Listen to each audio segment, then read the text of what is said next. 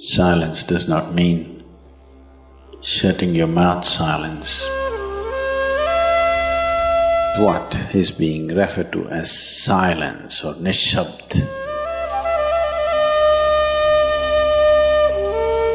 One cannot do this. One can become this. See if you can articulate the same things that you're saying with half the number of words. Suddenly you will become extremely conscious of everything.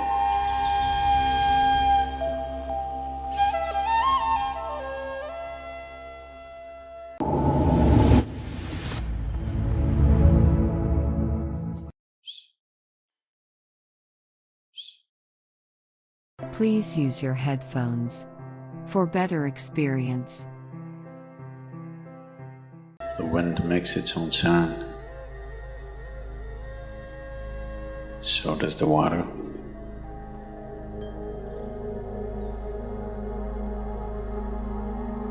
So does the earth.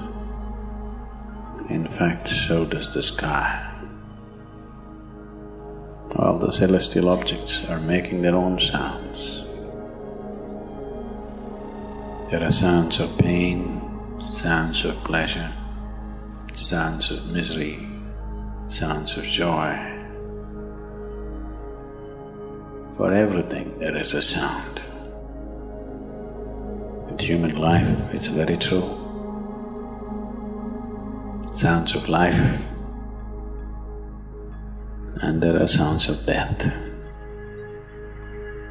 and there are even sounds of silence.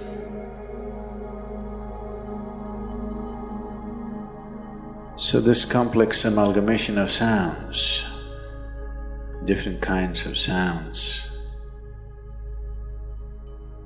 creates different intent, different levels of compulsiveness, different levels of bondage, and different possibilities of entanglement.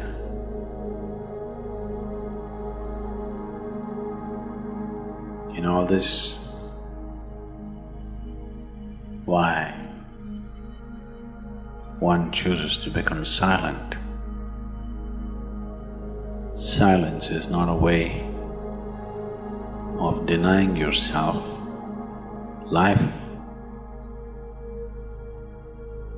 It is not even about denying yourself articulation. Silence is about moving from compulsiveness to consciousness. All sounds represent different forms and different dimensions of compulsiveness. When one chooses to become conscious, not be entangled in the compulsive nature of the existence, he naturally chooses to become silent. Silence does not mean shutting your mouth silence, plugging your ears silence. You can sing in silence, you can dance in silence, you can even speak in silence, you can even scream in silence. Don't try.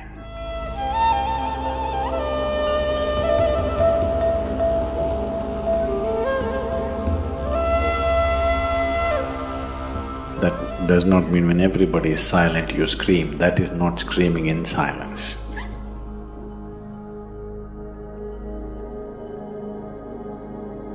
Because sound is of the surface, silence is of the core. It is only the surface which makes the sound.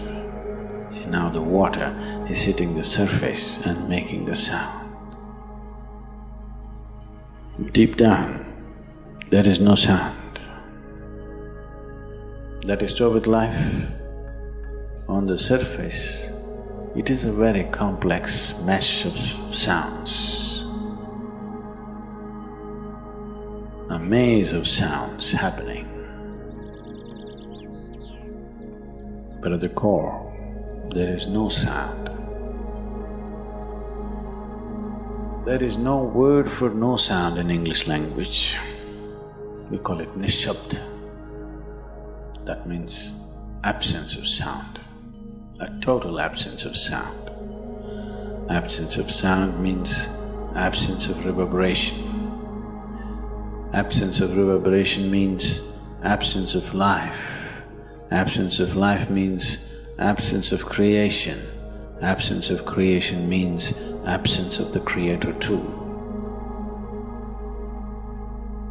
So a space which is beyond creation and Creator, a dimension which is beyond life and death,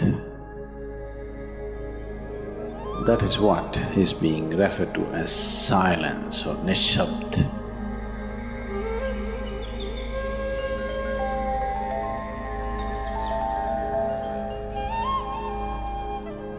One cannot do this. One can become this. Commonly, there are two words employed to describe this. One is maun, that means you're practicing silence, you're not silent. You shut your mouth and you're remaining in maun. This is not nishabd. Maun means you're practicing silence. If you're practicing something, obviously you're not that. Are you life or are you practicing life? I'm asking you. Are you life or are you practicing life? Practicing life? No, your life. Maybe not very well practiced, but your life. Similarly, there is a difference between practicing silence and becoming silence. Practicing silence starts as a certain restriction, but slowly, as one practices silence, one can possibly become silent. One can become silent in intense activity, but nobody can keep up intense activity forever. Moments of intense activity are only moments, nobody can sustain it. You'll expend yourself. Only if you can achieve it in inactivity, it is sustainable. If something is possible only in intense activity, it is never sustainable. In a very intense and ecstatic moment of singing, somebody may become or taste a moment of silence. But how long can you keep it up? Your throat will tear and your neighbors may kill you. Possible. So this possibility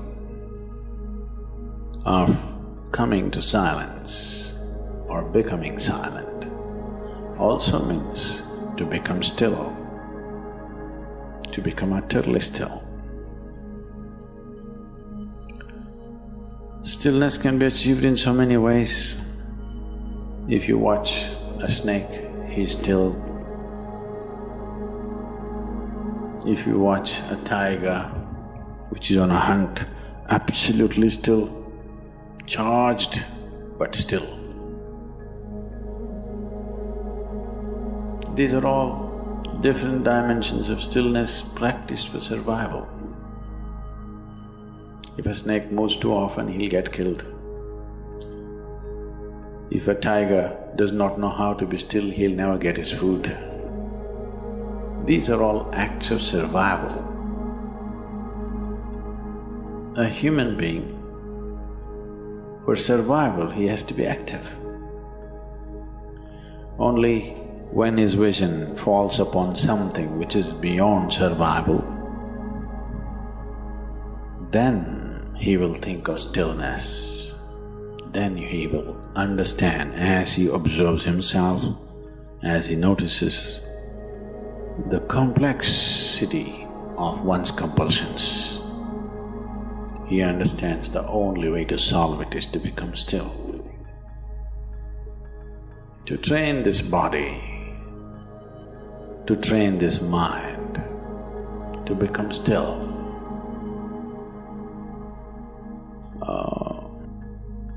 Takes some effort. If one is simply blissed out, he will become still. But otherwise one has to work. Bit by bit, one has to work to bring this body to absolute stillness. Most people cannot hold their body in one place for any length of time. They're all the time in moment.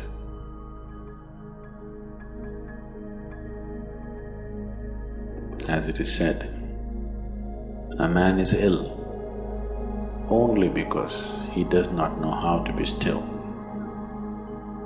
Because in stillness, you're in touch with a dimension way beyond creation.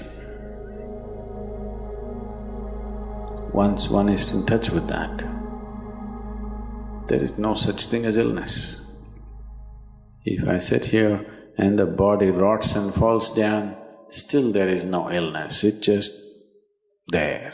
Because in fact, when one becomes utterly still, he may not be able to hold on to the body unless he learns the tricks, the mechanism of the body.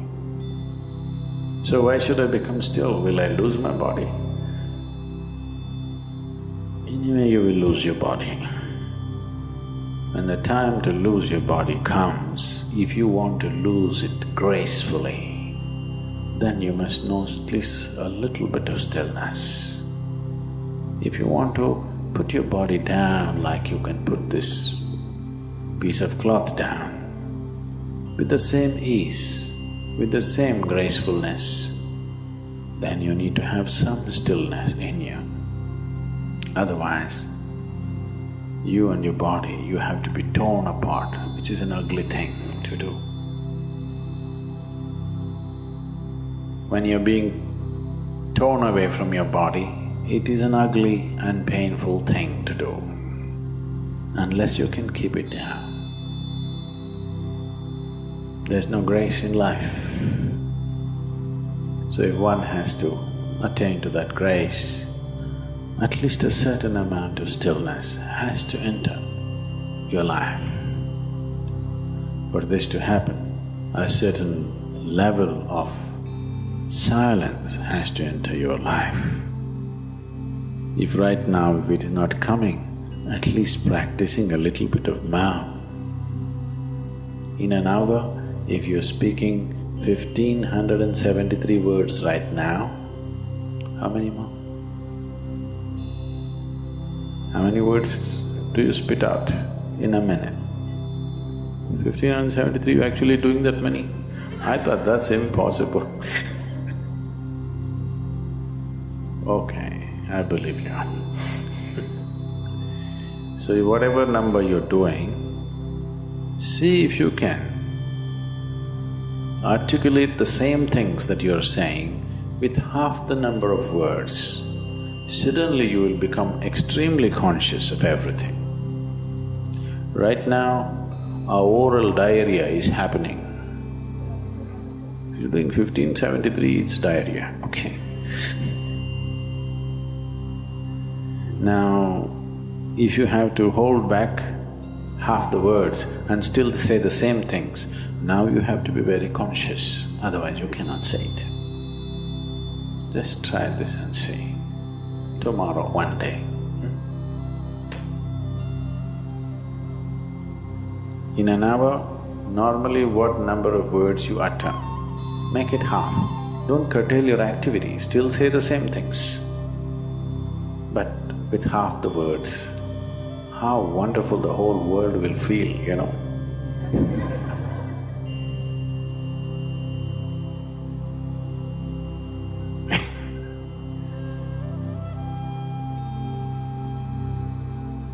world will be a wonderful place, I'm telling you, tomorrow, if everybody does this.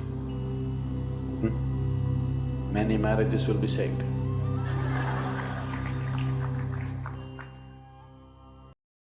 Thanks for watching. Do not forget to subscribe, like, and share the video.